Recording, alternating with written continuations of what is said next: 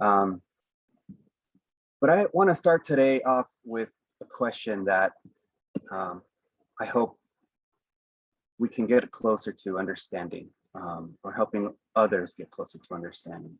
And who bears the weight and responsibility of going from diversity to representation and ultimately to meaningful change? Who bears that weight and responsibility? Now, who should bear it going forward? Many museums invoked the name George Floyd last summer and claimed solidarity with Black Lives Matter and with other social movements. And in that claim, many organizations turned inward and started to self-reflect on their own journeys and who they are as an organization and how they can do better. Many statements were empty, it has to be said. And they were just words. They were just words. And words are not going to cut it anymore. That's not the world that we live in, and it's not the demand that is at the table in front of us. It's not the challenge that's on the table in front of us. And so today's conversation is going to center around hiring practices and the way that we traditionally think about hiring practices and how we approach that and how we can do that differently, and some examples and questions that we can explore together.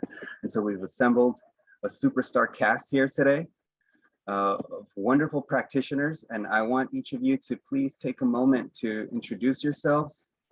We want to get into the dialogue, so please try to keep it short. We'll get to know you throughout this conversation. Let's start out with the rock star, Dr. Christian Greer. Well, hello, everyone. I'm really happy to be on this panel with my distinguished colleagues. I'll just say my background is in museums. These are my people, and I want to really connect with you today. I'm very excited to be able to share some thoughts, and I hope I don't get too emotional as Daniel starts talking, asking about career and career journeys, because it's been a journey, as many of you have been on. So I'm happy to be here. Thank you, Christian. Let's go over to Ashanti. I always know when you call on me. I always know. My name is Ashanti Davis. I am the exhibition manager at the Fleet Science Center in San Diego, and I'm also a student. I'm actually in a master's program for museum studies, also doing a certificate in nonprofit management with Johns Hopkins. So I am not only working in our field, but also getting to explore I think in a very well-rounded way, so much of what has informed our field, and also thinking about how we inform it as it moves forward. Thank you very much. Let's go over to Monica. Hey everyone, peace. My name is Monica O. Montgomery. I am a museum activist at large, and that takes many forms and facets. I'm the co-founder of Museum Hue, the leading platform of diversity and action for people of color in arts, culture, museums, heritage, history, and beyond. I'm a graduate professor teaching classes around museums and social justice at American University in Georgetown. I am a social justice curator with the Smithsonian Arts and Industries Building, working on the Futures exhibition, and I do a lot of public speaking about museums, diversity, anti-racism, and how we can do better as a field. Thank you. Very cool, thank you. Michelle. Hello, everyone. I'm Michelle Groey. I'm the curator of education at the Isabella Stewart Gardner Museum in Boston, Massachusetts. And like Christian was saying, just really happy to be here with everyone. I currently co-lead the Diversity, Equity, Access, and Inclusion staff strategy team that we have here with the museum. And also just really excited. I know a lot of colleagues from National Art Education Association said they would sign on today too, just to check out what we've been doing as a group. So yeah, looking forward to the conversation today. Thank you. Thank you very much. Micah. Hi, everybody. My name's Micah Parzan, and I also am really just honored to be here today with all these wonderful colleagues and all of you attending today. Thank you for being here. I am the Chief Executive Officer of the Museum of Us, which was formerly the San Diego Museum of Man. We sit on the ancestral homeland of the Kumeyaay Nation. We've been on a journey over the last many years from a white supremacist organization to an allyship organization, and trying to understand better what that looks like, and developing new tools in partnership with others, and are continuing down the path. I'm also the chair of the Balboa Park Cultural Partnership, which is the collection and collaboration of 28 arts and culture institutions here in Balboa Park, which also, of course, sits on the ancestral homelands of the Kumeyaay Nation. Thank you very much, Mike, and thank you for acknowledging the land. And I put 2 links in our community developed knowledge document. Those first 2 links are to learn a little bit more about land acknowledgements, so that you have that understanding and it's not a checkbox thing, right? So thank you, Micah, for elevating that. Well, what should we be talking about today? Where does this start? Where does hiring start? I think often about the words we choose to use when we put them into a job description, and the story that tells, the message that sends about the mission and priorities of a particular organization. And so I want to start off talking to Monica a little bit about where does that start as somebody who's worked in museums and with museums. What are some of those trends that you see in terms of hiring practices, and where that should really start, and what is that narrative that's being presented through a job description? Sure, thank you for the opportunity. So I feel like we have a long way to go to make hiring truly inclusive and equitable. Through the Museum Hue Network, we do a lot of advocacy for folks of color to get their foot in the door of museum jobs, and people send us opportunities and we post them broadly. So by our very presence and existence and the thousands that subscribe, we're saying that we as people of color are not hard to find. And whereas oftentimes employers are like, oh, where do I find a great candidate of color? They're now at a point of awareness where they want to bring in diverse populations. They also need to realize that they have to go beyond their traditional comfort zones to find those populations. And groups like Museum Hue and other associations have the network and have the goodwill and have the intention. I think also a lot of times there's this elitism, this credentialism that is pervasive in our industry, where you have to have this many degrees or this many years of experience. And while that is valid, and sometimes I think that's necessary, oftentimes I think that's overblown. And we need to take a critical look at, does someone need 10 to 15 years of experience, or could they bring some transferable skills and cross-functional experiences to the table, not having gotten the art history degree or the science degree, not having worked in museums before?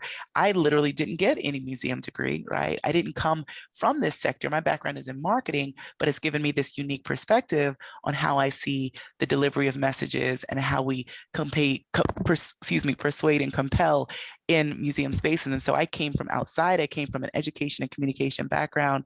And even though I was actively shut out at the beginning of my career, I've been able to find a way and find a path and find other career seekers and job hunters who also don't have the official formal experience, but have the passion and the interest. So we have to consider people and welcome people in, call them in from far and wide, realize that people with lived experience have just as much to offer as people with academic learning and book knowledge. And thinking about how we structure our applications, there are organizations that are involved in blind hiring and kind of scrubbing any sort of identifiers and details to make sure everyone gets a fair shake. There are places that ensure that the candidates have a chance to get to know everyone on the team, as opposed to just, meet these leaders who you will report to, but rather meet the community you're going to be working with. But I think there has to be so much intentionality behind hiring, and then the retention and the recruitment together. It's not just get them in the door, because oftentimes I'm seeing articles of people coming and leaving after a year because they don't feel safe. There's psychological harm going on, the violence, the toxic work environment. But what does it mean to have a positive environment that people want to stay in and work in and grow in, and that over time diversifies in a myriad of ways and facets? Yeah, and I want to grab onto something really important that you mentioned in there, and that's the word qualified, right? You didn't specifically say the word qualified, But what you're talking about are qualifications. What makes a person a qualified candidate? And oftentimes the way that that is weighted is educational experience. And to dig even deeper into that, where did you go to school? Oftentimes, right? To speak about elitism, is your school on par with what I think quality education is as a hiring person with all of my biases, right? And professional experience. And then to dig into that, right? Where did you get that experience? And what is the reputation of those organizations that you're coming from? But what Can I add about, one more thing, Daniel? yes, I'm so please. sorry. No, and please. I'm not trying to dominate the conversation, but also I think there is a heavy bias against people who have, what's considered a past that they haven't stayed in one place for a long amount of time. It has been shown that a lot of times folks of color have to have multiple jobs, multiple gigs, part-time this, 3/4 time that to cobble together to make it in this career, because no one full-time glorious job with benefits comes immediately, sometimes if ever. And so if you have a few months here and a few years here, a lot of times those people are kind of bullied or there's bias against them in the hiring of them. And on top of that, the process of when you deal at another level with headhunters or an executive search, and they want you to give all these kind of work plans and scenarios, and you're giving your emotional labor, you're giving your intellectual property, it's very extractive, and then you don't get a call back, and you've given all your ideas away. So I just want to just throw that in the pot too. Very familiar with that vibe, and it's harmful. It's harmful to the individual's confidence, and it borders on abuse, and that emotional label that's exerted during the application process, right? And the interview process. The other qualification that is often not weighted is the lived experience of walking around every day and navigating professional, educational, and just everyday environments in the color of your skin, right? And is that being weighed equally? And so when we talk about diversity, at a top level, at a level that can shape the culture of an organization, that lived experience is what's going to give it that shape. And so, Christian, I'd love to come over to you and talk a little bit about that lived experience as a qualification and as an important qualification. Well, I was listening to some of the things that Monica said, and it just, as she's talking, I'm thinking about all the people I've interviewed, the people I've worked with, and I agree with everything she said. I'll add, though, something that's kind of on the other side of what she said, that maybe if you flip the coin over, is that, I'm sorry to say, but not everybody that works in our field is qualified to be in their job who have been hired. And what I mean by that is I have worked on many teams, and there's no offense to anyone, but I'm just saying in terms of how things get done, that we often pass over great candidates that didn't fit necessarily the mold, but had other abilities that you may know from their references or people that worked at different organizations, and they didn't get picked up, they didn't get hired. And then other people do get hired, and they're really not capable to do that job with all of that experience. So there's a lot more that has to be done in terms of how we screen, how we value what people do, and what goes into it. I recall just a quick story. Speaking of multiple gigs, I worked at a Shed Aquarium in Chicago for quite a while. And while I was doing a program there, I met with a woman who was leading one of the TRIO programs. It was called Upward Bound. Many people are familiar with Upward Bound, with first generation college bound students. Many of them are students of color. She wanted me to teach a program for them, and one thing led to another. And next thing you know, I was teaching classes for them on the weekends and doing tutoring during the week with a full-time job. But the impact of me making a difference with those students was tremendous for me to be able to connect with them. And the fact that I could do that and make that impact while working in my other job was really meaningful. What was interesting, though, as a side note, is one of the students that we had, many of them were just learning the skills that they were supposed to know to get through high school, not unless get ready for college. And we had them go through like a resume writing program. And one of the students, he came to me and he said, okay, we had them present everything on their resume. And he's speaking of LinkedIn earlier, we were talking about that. And he said, I want to tell everybody about my qualibilities. And everybody started laughing. We said, what are qualibilities, right? But what he was saying is that he was trying to mix these words together, not knowing really what they were. But it stuck with me, this idea of qualibilities, because I thought of it as like sort of the book knowledge, school, and that sort of thing, and then your actual skills. And so in my life, I've been trying to get these qualibilities, but you can't always find out what those things are doing a standard interview process. And I feel like when we're dealing with a lot of things that Monica talked about earlier with different types of folks, the real issue is not so much the person you're interviewing, it's really about you as a leader. You see, a lot of times we think, as leadership, I'm going to put people around me that I can work with because I need the world to change for me to do what I want to do. And that's how you're hired sometimes as a leader, especially in high level positions. You don't necessarily get challenged on, well, now you have to work with all these people that you may not connect with. How do you connect with them? I was talking to someone today about, we were kind of going back in time, talking about Welcome Back, Kotter and classroom management skills, and how, you can have a group of people and still connect with them, even though they could be very, very different from you. And that's the challenge that we have as leaders right now is, can you lead a team regardless of who it is? Regardless of where they come from? Can you adapt yourself to be able to help take people to the next level? What do you need to change? And unless we're going to think about that, I don't think we can change the hiring process. I don't think we can change how well people get coached, mentored, and succession planning happens in our organizations if we as leaders that are doing the hiring aren't willing to change. And that's a really important point. And part of that change is recognizing all the different ways that diversity comes into focus, right? We often think about the default, right? When we're talking about diversity, we're talking about people of color.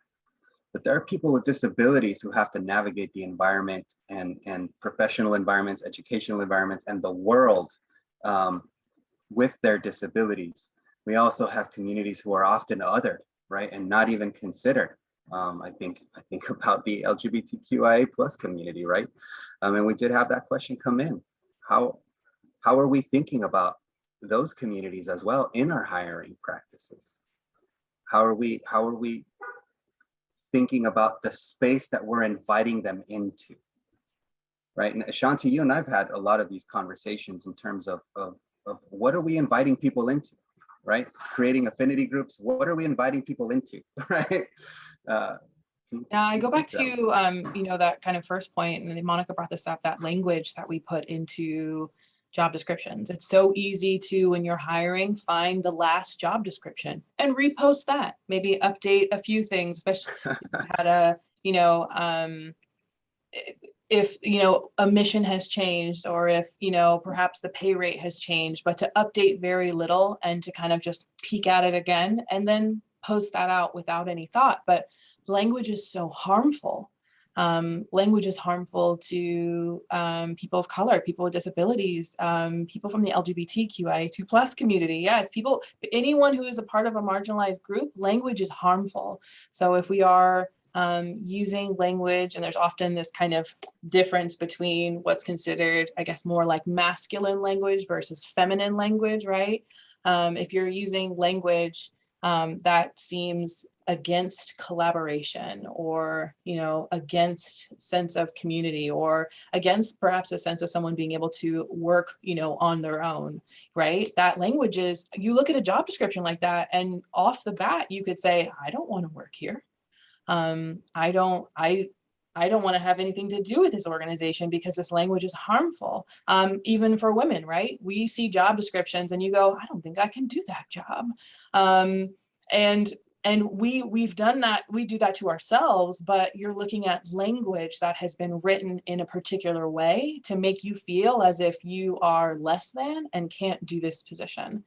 I also think about, even in my work here at the Science Center, we have a beloved volunteer and staff member who has been both a paid staff member and a volunteer, who is in a wheelchair. And over his time with the organization, his abilities and need in that wheelchair has changed a little bit. So, you know, he was a floor facilitator, facilitating an exhibit.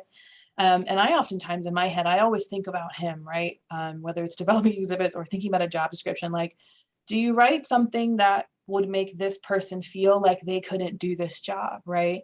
Are you really thinking about this person? So even as you look at something like a position at your ticket counter, if you're not thinking about someone who perhaps needs a wheelchair, and then you're writing descriptions, you then also have to think about the changes that you need to make to ensure that someone with a wheelchair can do this position. But if you're not encountering someone who has those needs every single day, then it's easy for you to not think about it because it's not in your purview. And so I think that's another thing that has to change. We really need to be thinking about all of those people who represent marginalized communities, and we need to bring those front and center when we are putting together job descriptions, when we're thinking about who we want to work in our organizations, where we're recruiting. We need to have those people front and center. Because those are the people who are going to bring life and energy into your organization. Not to say that folks who are there right now won't, but those are the people who, when they come, right, people are going to then come and see them and say, oh, this place is for me.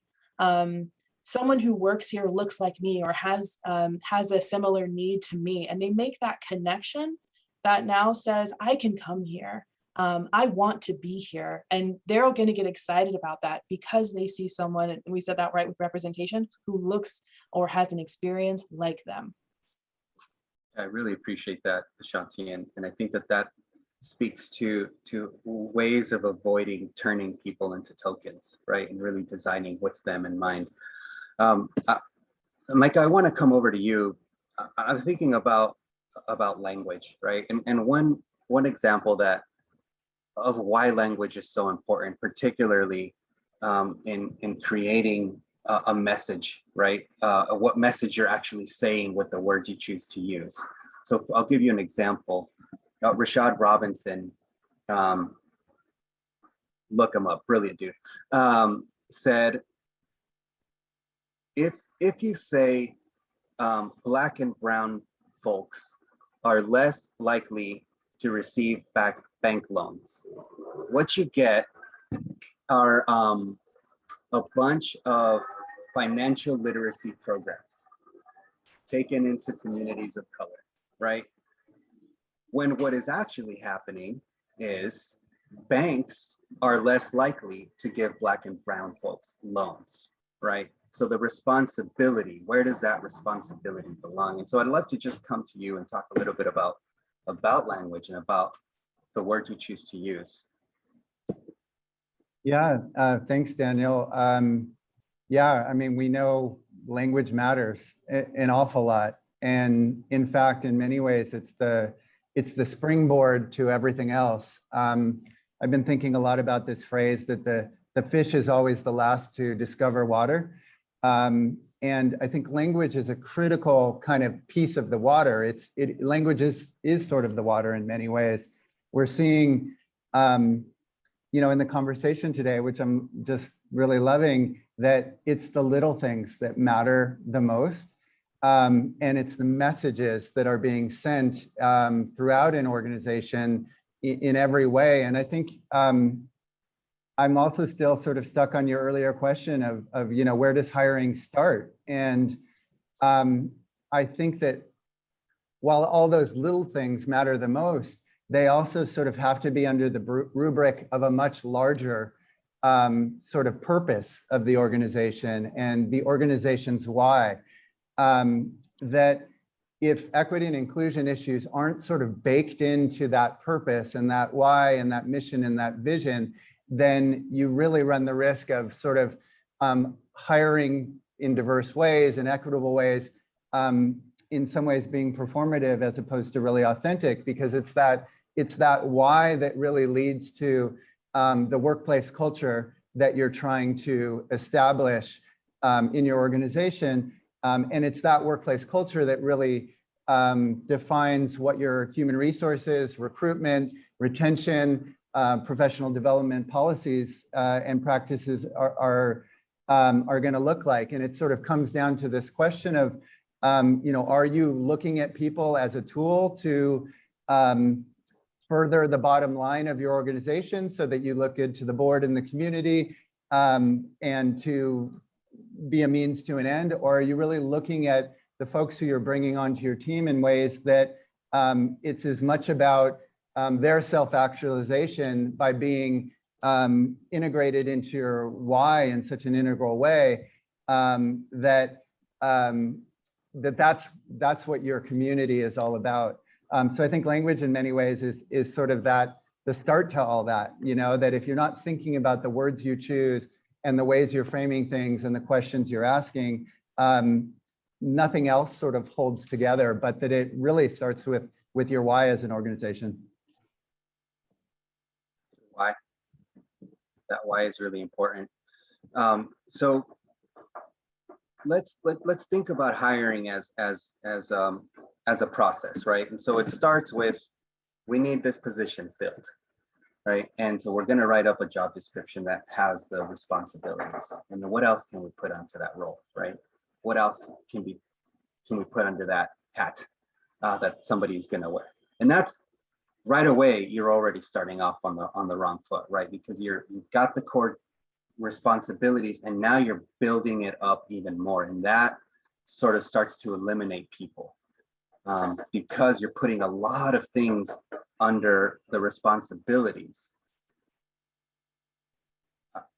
That to me is one way where we start eliminating potential candidates, right? We now have reasons that might not be core to the position itself for excluding somebody because they lack that experience. But it's also about where you post this, right? Where are you posting your job description? Where are you sending it to?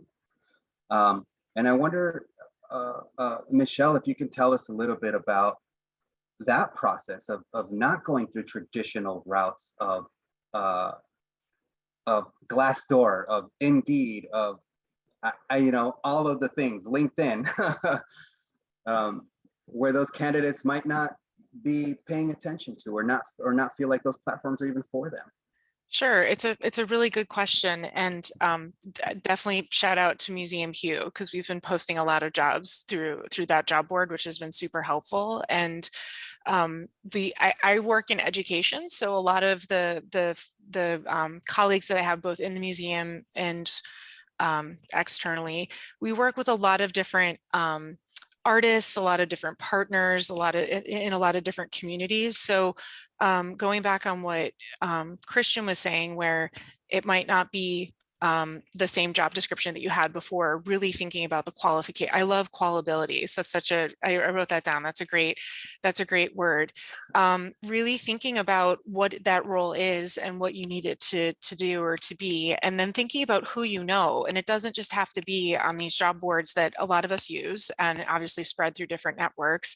It could be with connecting with a group of artists that you've worked with before and saying, hey, we're really looking for someone who can help us really develop some community relationships. Do you know anyone that would be interested in this? That type of approach. Really thinking about the qualifications, and if there's so many jobs that we post that require a graduate degree or above, and is that really necessary for, and is it necessary in the museum, from the museum sector? However, if we hire outside of the sector, what types of supports and training are we going to do with our staff internally so that we can sustain and support staff as we go? So I think that, and then just lastly, if we have, for example, we have a paid college internship program that we partner with Bunker Hill Community College. So we have a group of alumni that we've worked with through that program. That program, I have to say, was really helpful in not only reviewing job descriptions and really helping colleagues across the museum really think about what qualifications are needed for different types of work and really resetting those expectations. It also, doing that type of exercise, and we've done it for 3 years now, has really helped us across the museum start to think about job descriptions across the board, and what are the different qualifications, where are we posting different things, what types of networks are we tapping into?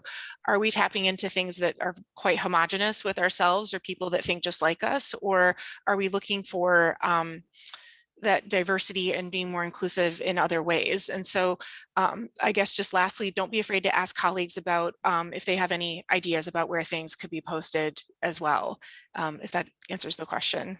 Yeah, absolutely. And it's making me think about a really important piece, which is how do you make inclusion everyone's job?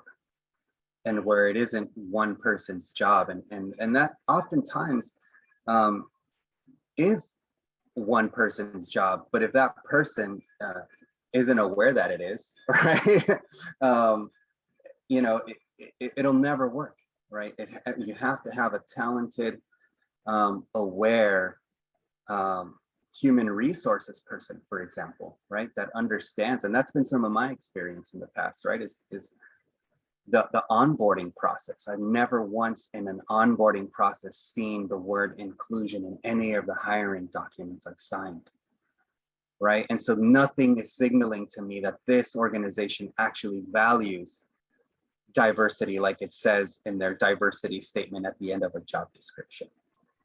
Daniel, can I jump in for a second? Yes, please, Monica. Because I have so much to bring.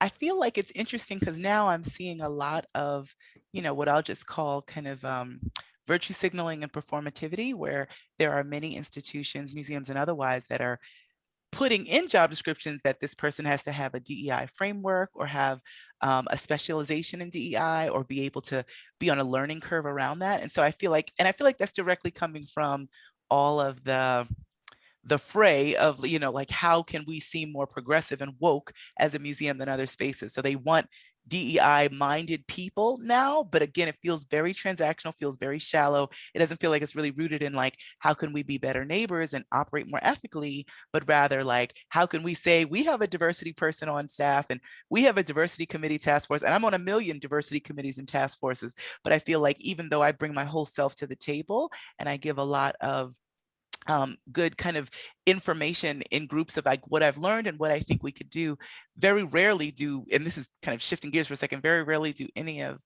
the ideas, the kind of brilliance that springs forth from the small committed diversity committees get institutionalized and operationalized in a larger way in the museum space. And so that's another problematic area. Someone could come with a DEI framework, be fired up, get there, realize that they are more limited than they thought they'd be from what the job description indicated, still try to contribute meaningfully, but it's kind of window dressing. It's tokenization all over again. And that person's ideas or hopes or what they create in community never gets adopted. So there's a lot of problematicness about that. It's hopeful that people want that framework, but are they really allowing that person to grow with that skill set, you know? I really appreciate you lifting that, because it is really a really important piece. And so I want to read something very quickly, and then I'd love for us to unpack it a little bit. This is from Patrice M. Palmer. I don't know this human being, but I saw this post and I was like, yes. Hiring biases and low promotional access are some of the biggest roadblocks in ensuring marginalized people stay at low levels of the organization. It's a surefire way to cause burnout of diverse talent. Employees are often hired and promoted on their potential more than their actual abilities to do the job. However, marginalized people disproportionately are the first to be told that they're not qualified for a position or up for a promotion because of the inability to perform all aspects of the job, especially ones that they could easily be mentored and coached through. So this is about retaining your staff and growing from within. But why is that? Patrice asks, right? Better yet, is that your company's hiring practice or promotional scam? Marginalized people deserve more, and it's time to dismantle archaic hiring and promotional processes that start acknowledging organizations' refusal to ensure successful diverse talent in the workplace. If a manager receives a request that I want to be promoted, but that manager cannot see that person doing the job that they're asking for, is it because that person isn't qualified, or is it because that person, the manager's bias isn't allowing them to see the full potential of their talent or willing to coach? Well, one thing I'll say about that. Oh, go ahead, Daniel. So I'm so sorry. Just I want to add one final thing to that. Is hiring inherently an external practice? Or is growth from within? Should that be the priority? Please, Christian. Well, there's a lot in that question, so I don't know if I can address all of it, but you know, a lot of times, personally, I've experienced qualifications being used as something that is an against rather than a for, meaning people go really deep into a job description, which usually has a kitchen sink in there, so it makes it really easy to pick out something that you don't have. And that's the reason why you can't even interview for something. Not just, you know, well, you went through 3 rounds and it came down to you and someone else. A lot of times you're not even let into the gate. And I can speak of this just from my perspective and experience, and several other people that I know personally. Some might even be on Museum Expert right now, just watching all this, that those qualifications were used to say, this is the reason why you don't have whatever. And you test this idea of this bias when the person that actually gets hired doesn't even have half the stuff that they emphasize that you were supposed to have. So somebody wrote in the chat something about this idea of, oh gosh, there's a lot that's been discussed just in the last few minutes about, but, I got to try to find it. But it had to do with something about the qualifications and whether or not people can use those to other, I think it was like other equivalent experience or something like that. The person posted and said that sometimes that gives license to non-marginalized people to be able to apply for things that they're not even remotely qualified. And I've seen many of those folks get the job. So it's a really challenging situation to think about this. Another point I'd like to just quickly make that might be relevant to respond to this question is, we still think about these things very linearly. When we assume that, you know, there's an infinite amount of people that can come into an organization, but right there as you're hiring, you're probably hiring because somebody just left. So now, can you line up all of the exit interviews and like run a word cloud, even something as basic as that, of all the things that were wrong with the culture and whatever? You start to see some trends. I'm not saying that they can all, like in my own organization, we've got them. I'm not saying they can all be solved immediately, but there's a reason why people leave. And that's almost more important to putting in the job description and hiring than the traditional ways that we think about it, especially when it comes to certain people of color or people, as was discussed earlier, with disabilities or other challenges that they might have that are sort of, let's say, non-traditional. Within that, I think that we have to begin to look a little bit more about salaries, what the nature of the mission really is, if it's not something that's heartfelt and really challenging people's spirit. A lot of people I know wouldn't even apply for a job like that because your science center just isn't that deep. And it's hard to hear that when you work in these organizations, when you love these organizations, that your organization, you know, is, to use a 90s talk show phrase, it just isn't all that. So until our organizations become all that, I think we'll just have people that just won't even apply for a job like this because you're not going to change. And people sniff that out when they see the job description. They sniff that out when they see what's going on.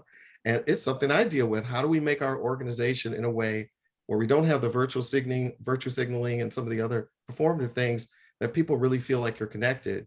And I think one way to think about that is our connection to the community. You know, imagine you have no staff at all and you still have to achieve your mission. You'd have to engage people in a lot of different ways. You know, and who's the first person you would hire for the organization besides yourself? Where does that person come from? Is it a community engagement specialist? Is it a curator? Is it an educator? Like, what would be the role? Is it just somebody to count the money? And so when we think about these different roles, we need to make sure that we're including those aspects throughout the organization and not just, you know, the community engagement professional or the DEIA specialist or some of these other things. You know, how can we begin to connect with people across the board? Yeah, really good point. I think, Mike, I want to come over to you and unpack a little bit about that process as a leader of an organization that's gone through quite drastic changes, a decolonization process, a change of name, a name that was in place for a really long time. How do you think about, how do you approach, and what are some tangible things that you can share with us about listening to your staff, right? Because community engagement, I think that's a really important piece, Christian, right? Where does community engagement actually start? Is it something external? You know, I offer that community engagement starts within the walls of your organization, right? And with the people who choose to work and volunteer inside of those walls. And they shape the culture of your experience. But if they don't have a voice, if they're not being heard, if they're raising flags and you're just not hearing them, where do ideas go to die in that process then, right? Yeah, I think that's a particularly good question for me, because as a very privileged white leader in a very privileged space, I've really learned the most from my BIPOC team members and my BIPOC trustees, who, again, you know, as a fish who's last to discover the water I'm swimming in, they are constantly helping me know what I don't know. And, you know, I think it's absolutely critical. The sort of job one is to, again, going back to the cultural piece, how do you create a space and sort of hold a container where people are willing to sort of bring their true selves to, you know, the staff meeting or the board meeting and really share things about their lived experience that can really help you know better so that you can do better. And I think that, you know, it's not just sort of the voices, it's also having folks around the decision-making table who are helping to drive the actions that the board, that the organization is taking, and holding ourselves accountable, and eventually creating a culture that it's not just the folks of color, it's not just the Indigenous team members or trustees who are bringing these issues up, but there's a process of allyship where it's the white folks on the team who are understanding their role in recognizing the water as opposed to having it pointed out for them. And I think that all starts with really listening, and not just listening to check the box, of course, but listening with true, authentic curiosity, knowing that there's so much you don't know, and humility, and then actually taking steps that are action-oriented based on that listening, so that people know that their voice really does matter and that they are part of a decision-making process that helps us all be better as an organization and as a community. So if I'm understanding, it starts without an assumption, right? Without making an assumption, and really creating a safe space to listen to your staff so that they feel comfortable elevating those perspectives, elevating the raising the flags, raising the concerns, and then being responsive to those things based on the realities that your organization is navigating. As opposed to just being prescriptive from the beginning. We think it should be this or it should be that. That's right. And if you really mean it when you say that lived experience is a core component of the qualifications for any job in an organization, then it's a lot easier to sort of do that, right? If you mean that you brought those folks in because they see things and know things that you don't know based on your lived experience. Right. So I want to, please go ahead, Shanti. Well, this culture has come up, right, so many times, and that makes me think about, we had this conversation about where does the hiring process start? And I think if you did some reflection and thought about, like, if the hiring process starts with us thinking about, like, what do we need for our organization, our cultures? I think that's an interesting question that we don't often reflect on enough. I also co-chair a strategic group in my organization that's looking at specifically our people and culture and our organizational culture with my CEO. And we did an exercise at the very beginning, and the exercise was, if you were thinking about, many years, maybe 7 or 8 years in the future, bringing a new CEO into the organization, and that person asked you to demonstrate what is your organizational culture, and not just revalue diversity. You can't say that. How do you demonstrate that? How does that come to life in your organization? Then that's a really deep question that you should ask, not only for a person in that position, but a person who might be on your custodial team or a VSA or, on your education team or anywhere in the organization. And so that culture piece is a critical part of this, that we think about hiring. If it is external, bring people in. We have open positions, we need to fill them because we're not at capacity. Or if it is internal, we want to grow people and train them, up in these positions. Whichever you decide, if people are still leaving, there's still an indicator that says, if they're leaving, very quickly, or if they're leaving after a period of time and you've got a very long exit interview, there's still something that says that perhaps we need to think about our culture. Who are we? What do we value?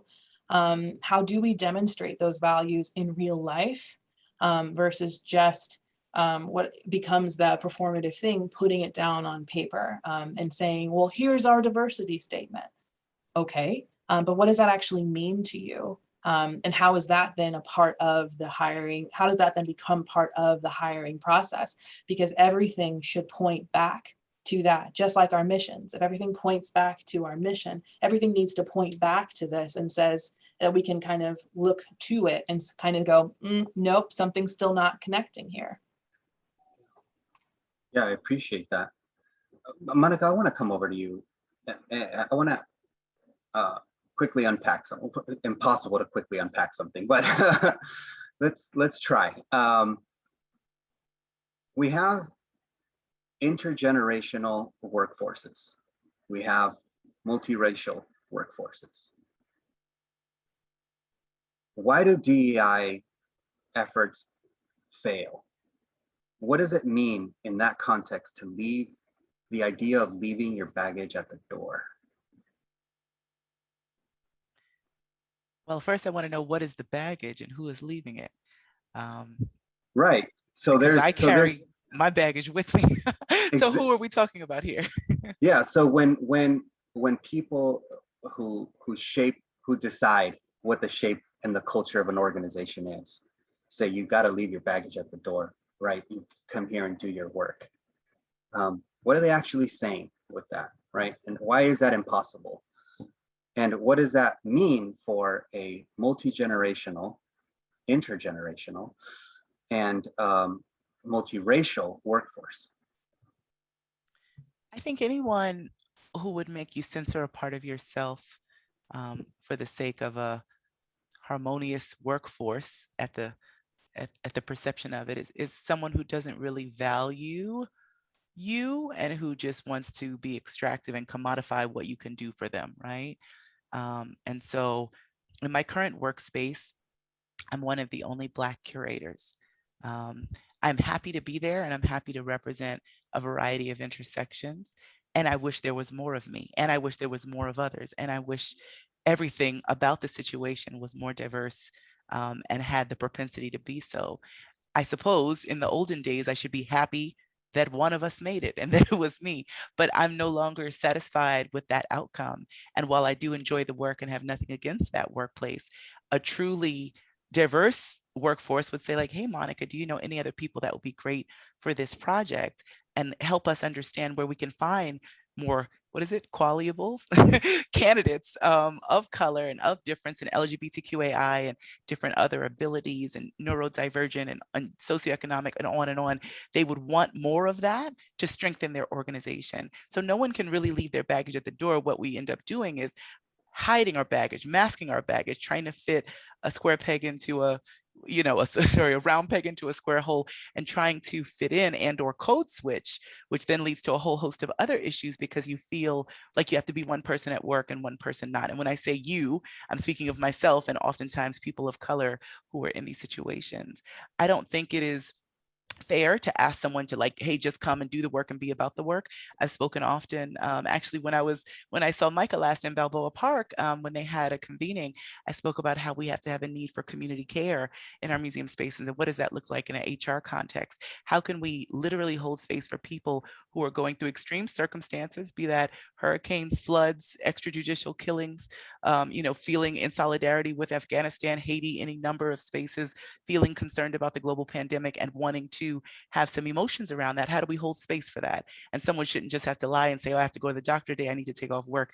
People need to have mental health days, right? People need to have spaces to process what's happening in the world. On January 6th, I had to stay and stare at my Zoom screen on my computer and act like nothing was happening when the city that I'm in, DC, was topsy-turvy and everything was crazy. And I know that a lot of it was racially motivated and I felt unsafe in my city, but I couldn't show that because I was told to, you know, just come and do the work. And much later, everyone's like, oh, how are you feeling?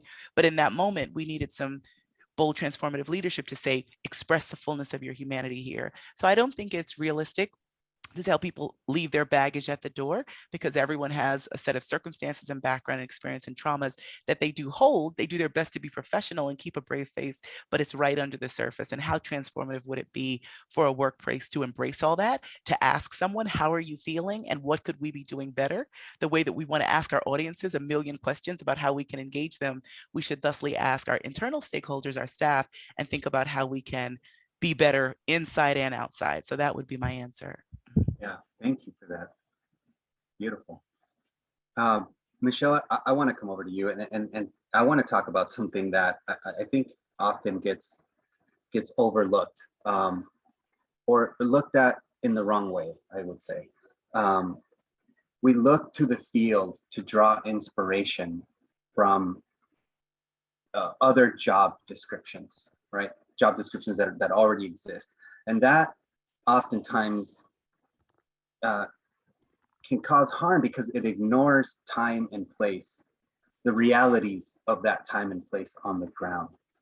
And so what DEIA looks like programmatically in one space versus another, and the job description in one space versus another, one organization versus another, isn't necessarily it's not going to translate, right? It's not going to transfer automatically anyway.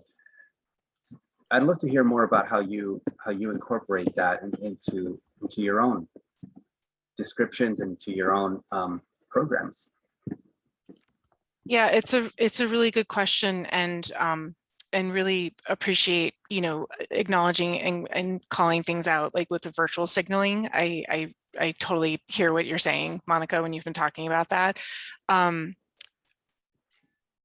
I think a key way that museums can do that in terms, not virtue signaling, but in terms of demonstrating their commitment to DEAI is again, kind of connecting to what Micah was saying about the culture and how you make that culture visible. And so again, the language that you use in the job descriptions, how is there a paragraph at the beginning that describes the culture of the organization or the commitments that it has to certain things? If I'm going to ask someone about what framework or what type of approach they would have related to DEAI, I'm going to answer the question as well, or I'm going to describe what that culture looks like. The biggest question that I've been asked in the past 4 years is, what is it like to work at the Gardner Museum? What type of culture do you have? And especially then with BIPOC candidates, they'll ask, and what are you doing to support BIPOC or LGBTQIA or those that might have different disabilities that might not even be visible? What are different ways that the museum can support? It's really important to go in knowing how you would answer that question or how you would describe your culture to others, what your role is in building what that culture looks like as well. And I think it's really important to not only, when you describe that, to not only describe in your own area of work, but what the institution is doing. What are different departments doing, or what are different things that are happening? In terms of programming, like you said, I think that's an institutional choice along the way of where to go with different types of programs or how to connect with different things. If we keep saying that we value lived experience, then we have to do the work to figure out defining lived experience, defining how you will build that into your workflow to support that lived experience. And it's not something you have to build in as an add-in. This is something that you have to build into it. It's not something extra that you have to do. If we really want to make things that are relevant and supportive to not only staff, but to different communities, we have to do the work to understand what types of issues or what types of challenges different individuals or different communities might be grappling with, not just, oh, okay, I'm going to read about that in the paper and I'm going to go offer a certain type of accessibility thing they're struggling with that over there. Really understanding what is this community in this particular area? What is the real struggle that's happening? You know, the ICA here in Boston did a great job with that with COVID, where they were looking at East Boston and there was a lot of food scarcity at the beginning. So they shifted a lot of their resources at the beginning of the COVID pandemic into working with different food pantries and reallocating different staff to work on that at the time. That's just one small example. But in terms of what culture are you building, again, I'm in education, so I'll point at these are the different things that we're asking in programs. These are the different speakers that we are engaging with. And this is the way that the museum as a whole is not only connecting with these different types of themes, but here's how we're doing it programmatically. Here's how we're doing it in our curation. And here especially is how we're doing it in our hiring practices as well as our own learning. So if you can't point to things like that, then perhaps you can point to this is where we're going, or this is what I'm doing to get us to the next place. And this is why I would be really excited for you to join our team to work on that with us as well. Love that. So there's hiring, hired, retained, right? Retaining your staff. And then there's growth and there's freedom. I'd love to talk a little bit about freedom. What comes to mind for each of you when you hear that freedom within the role you play at an organization?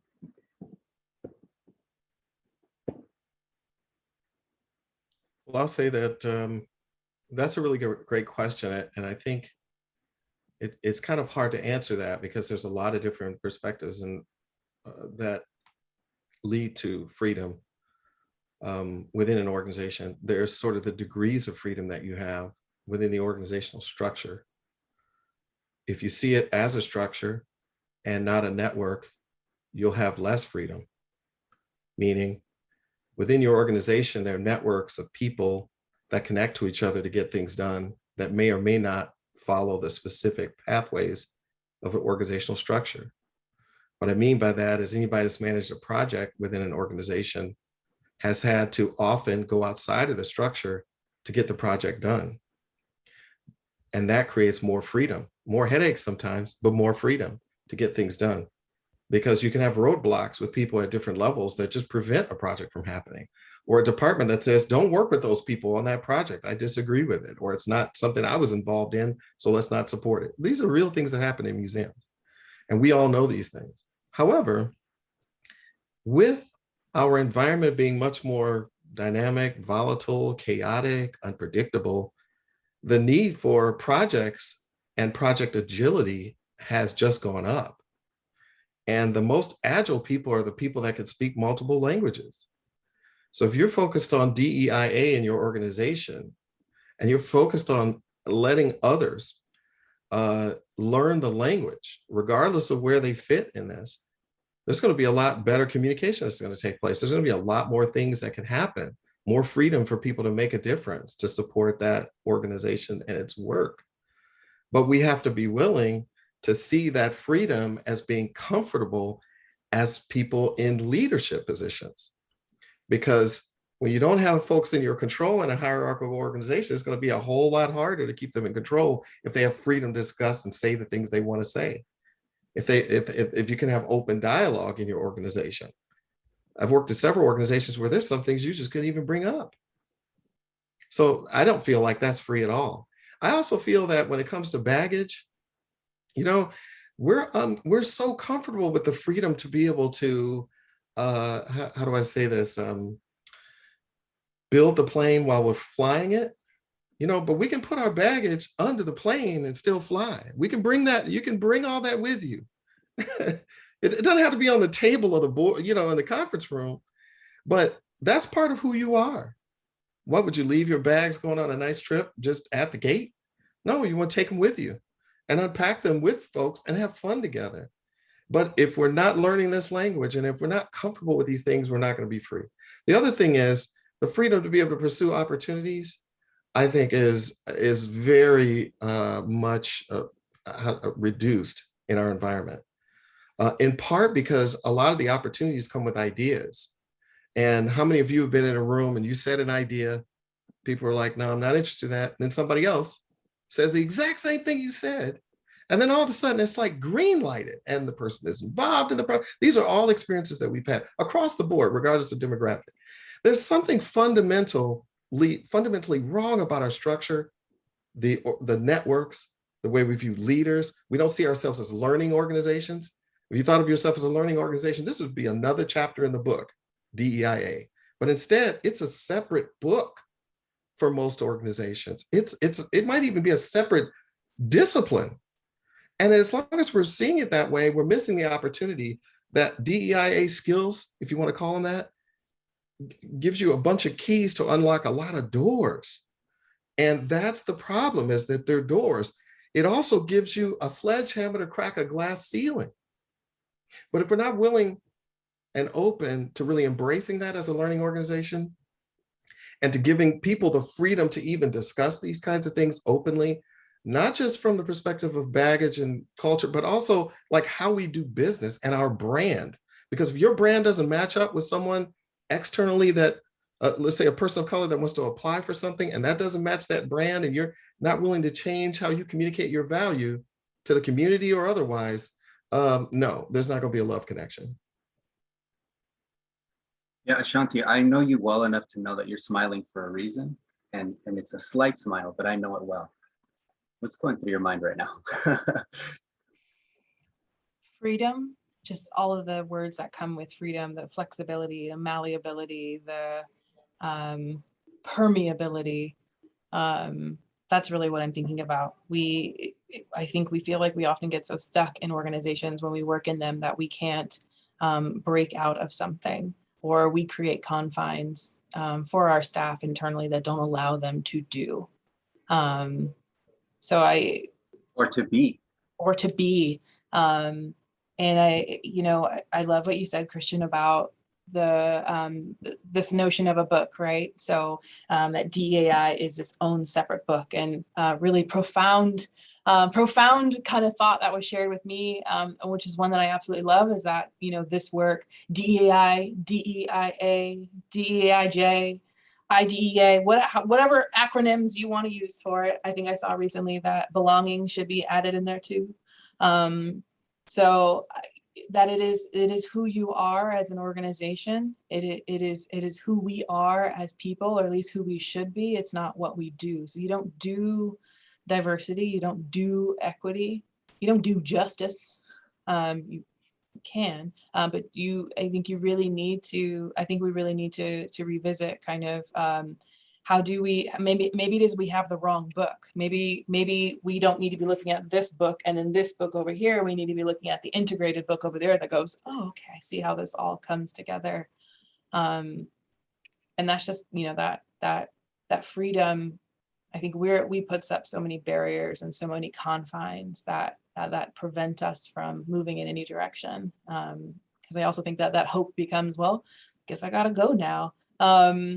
To get a different kind, to get the freedom that I need, that maybe somewhere else will allow me to do these kinds of things. So freedom is, depending on which way you look at it, it is so many different things. Yeah. Can I Monica, say something to that? Yes, please. I was going to come over to you because I also want you to, I know you're going to say something super baller right now, but I also want you to dig into a little bit about, go ahead. Let me just shut up. Not a baller, a shot caller. No, I'm kidding.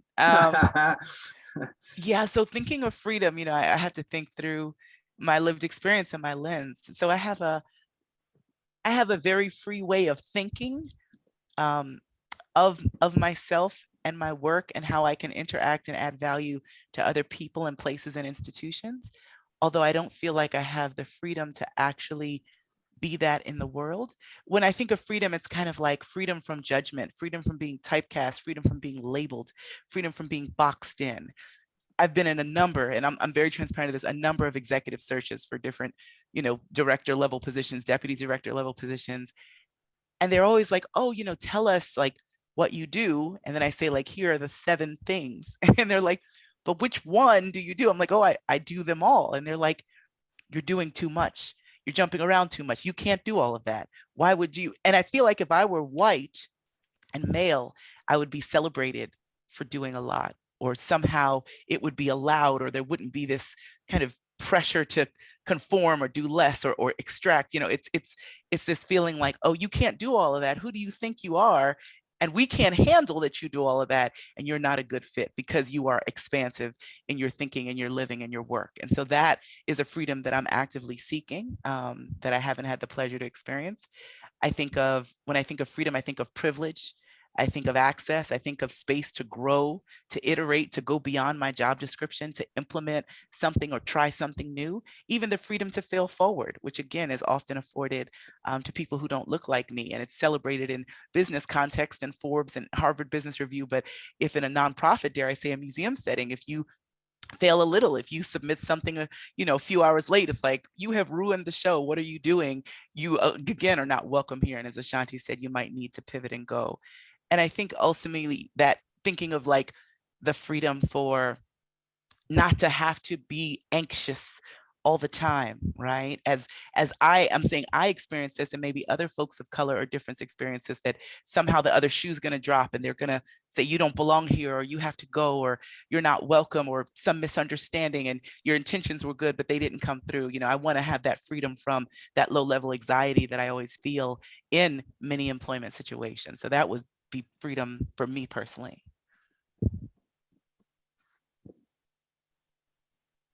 Yeah, there's no way that we would be able to cover all of the things that we should be covering in an hour and a half, right? I'm aware of time, and so I want to make sure that we're making time to reach some of the questions that are in the chat. Is there something that on anyone's mind that you've been wanting to say and the entry point hasn't been there? I'll throw something out as I was meditating. When you're on these panels and you're listening to people you respect with so much knowledge talk, you're supposed to be giving your your experience, but you're learning right along all this is going on. So whatever I thought I was planning on talking about has really changed a couple of times when I listen to everyone describe this. But I want to say something hopeful that, as I was listening to this idea about freedom, made me think about. And that is, I truly believe, I don't know if others share this, but there are a lot of people on this call that recently worked at a museum or not-for-profit organization that does this type of work and is interested in re-entering that space. And I think your museums are going to be better when you come back. I think they're going to be more open to ideas, just from the conversations that I've had with many, many people during the last however many months. We have connected more as a community than certainly in the years I've been in the business because of these challenging situations.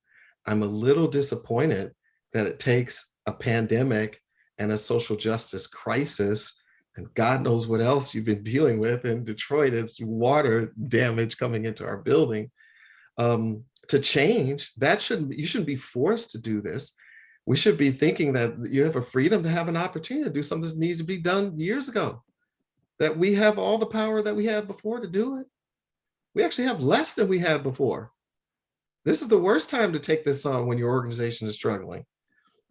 But we don't always see it until we're confronted with it.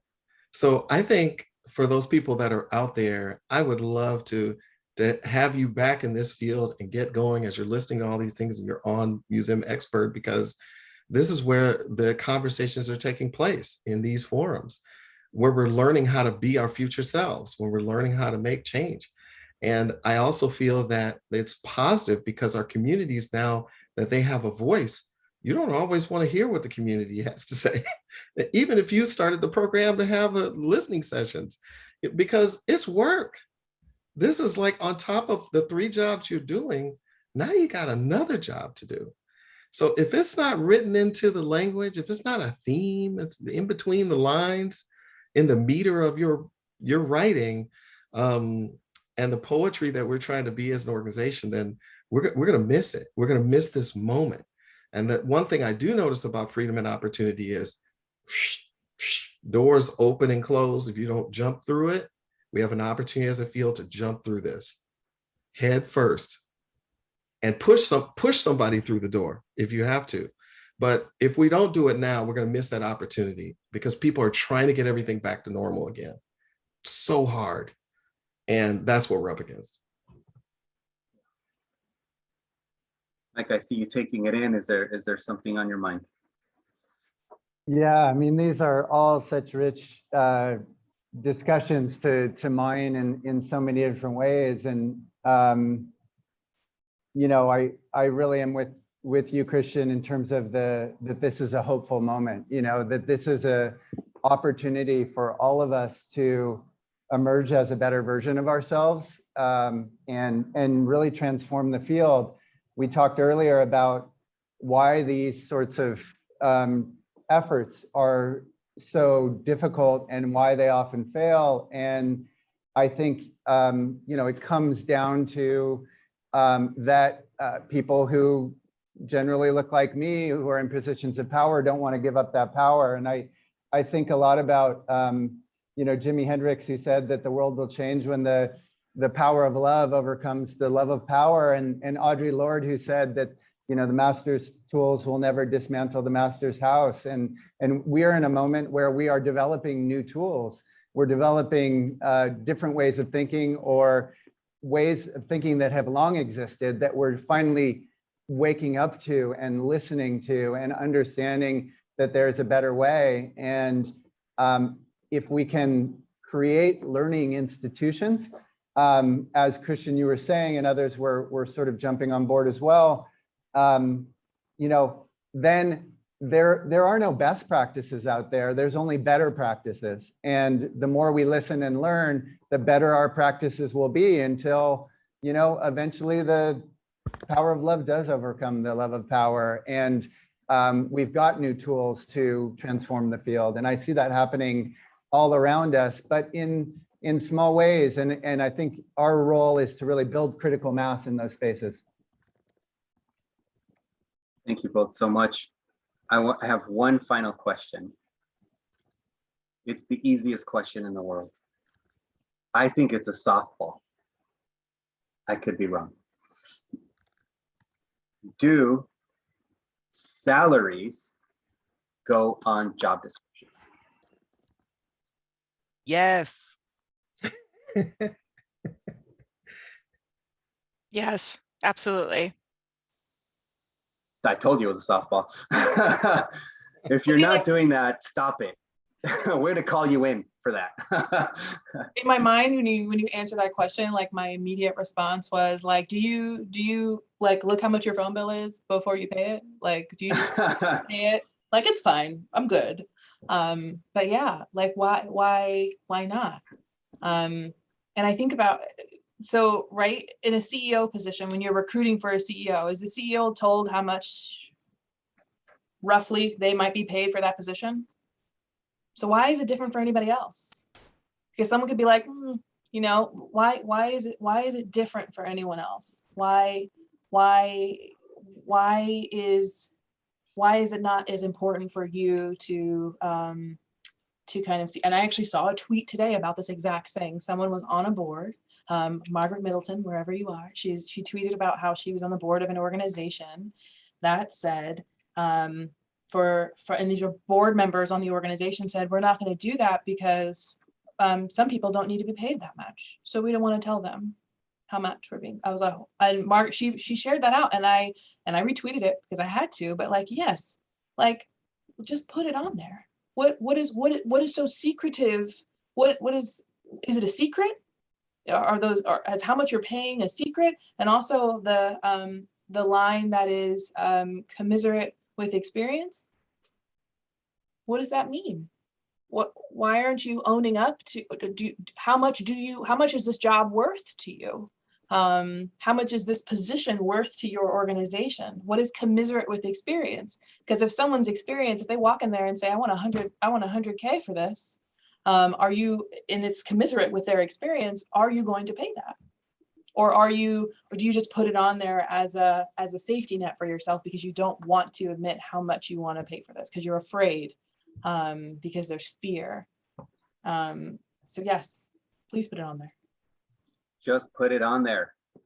I want to thank you all so much for your time, for sharing your knowledge, your expertise, your vulnerability with us. I want to close out today with just a thought. I got up today at 5 a.m.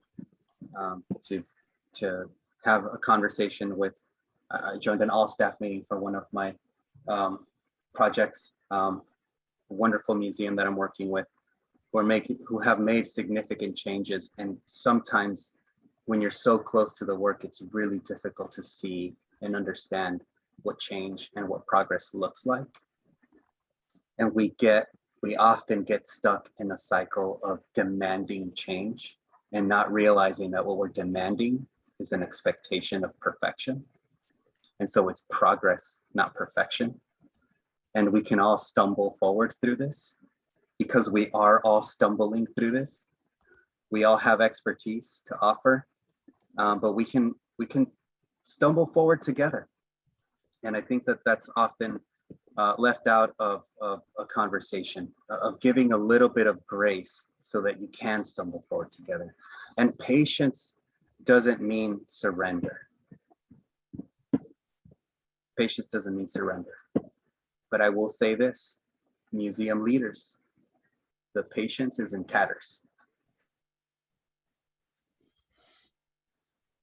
So thank you all for being here. I want to go ahead and bring in Walter Stavlos to just close us out. Thank you. Thank you, Daniel, and thanks to all the panelists and participants in the chat and all the people in the attendance today for being there and being building up such an interesting conversation. It was time for Museum Expert to bring that into the whole dialogue that we create about the post-COVID museum. And as you said, Daniel, we said a number of very important things. And I think a lot of people will take away a lot of very important ideas today, but this is only the beginning, and we can continue scratch about this topic. And we certainly will do that and include it in the coming webinars. And I see that people are asking for that. Well, the next one will be focusing on the changed relationship with the community based on with the communities where our museums are based in because of COVID.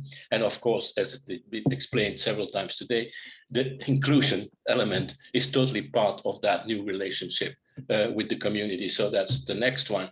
And after that, we will speak about the changing practices in visits in museums and how that affect the kind of skills that you need